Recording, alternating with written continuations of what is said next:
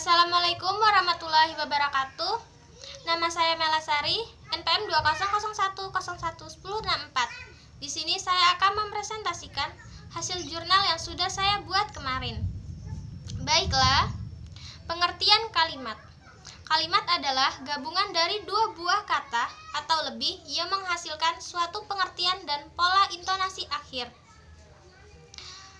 Kalimat dapat dibagi lagi berdasarkan jenis dan fungsi contohnya.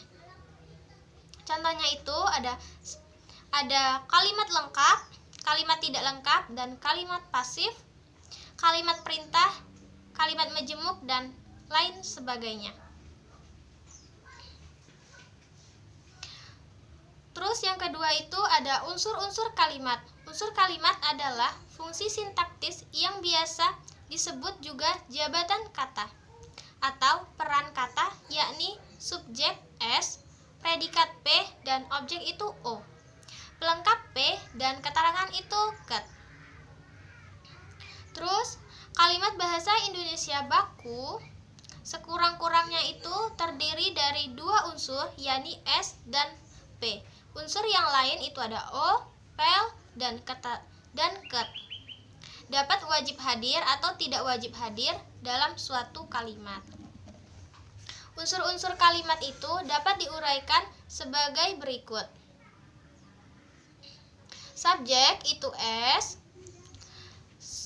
Terus subjek itu adalah bagian kalimat yang menunjukkan pada pelaku, tokoh, sosok sesuatu hal atau suatu masalah yang menjadi pokok pembicaraan.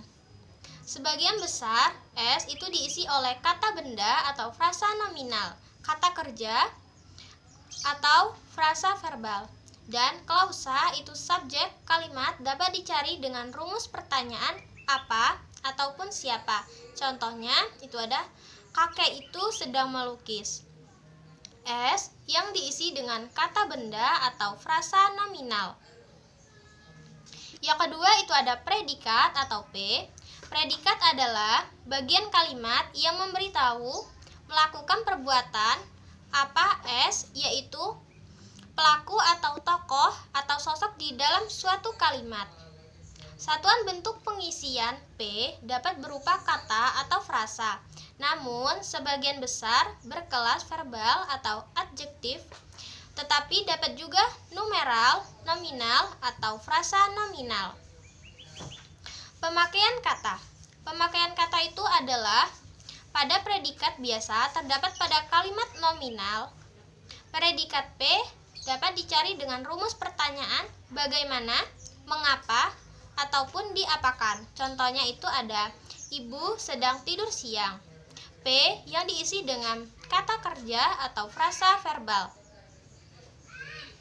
Terus ada yang ketiga itu ada objek atau O.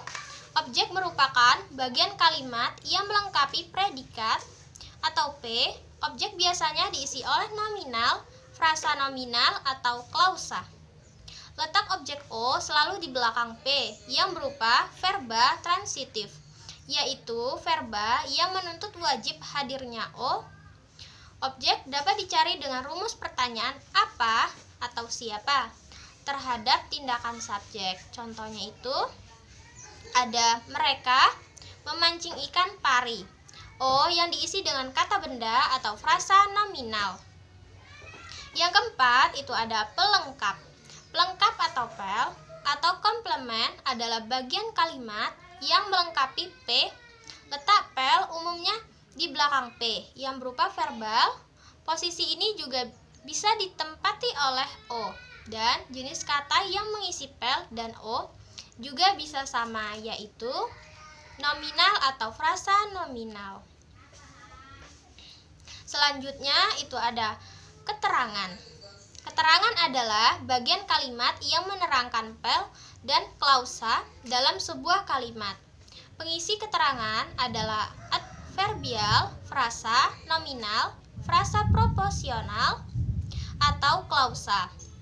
Posisi ket boleh mana suka, di awal atau di tengah atau juga bisa di akhir kalimat. Contohnya itu ada Antoni menjilid makalah kemarin pagi. terbagi lagi menjadi beberapa jenis. Di antaranya itu ada keterangan waktu, tempat, cara, alat, alasan atau sebab, tujuan, simulatif, dan penyerta. Contohnya itu ada Aulia memotong tali dengan gunting. Itu untuk keterangan alat. Terus yang kedua itu ada contoh mahasiswa Fakultas Hukum berdebat bagaikan pengacara. Contoh itu untuk contoh keterangan simulatif. Terus ada karena malas belajar, mahasiswa itu tidak lulus ujian. Itu untuk keterangan sebab.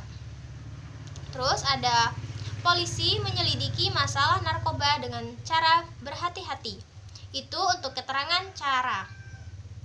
Terus ada Amir pergi dengan teman-teman sekelasnya. Itu untuk keterangan penyetara. Yang terakhir itu ada karena malas belajar, Petrus tidak lulus ujian. Itu untuk keterangan penyebab. Baiklah, cukup sampai di sini. Kurang lebihnya saya mohon maaf. Wassalamualaikum warahmatullahi wabarakatuh.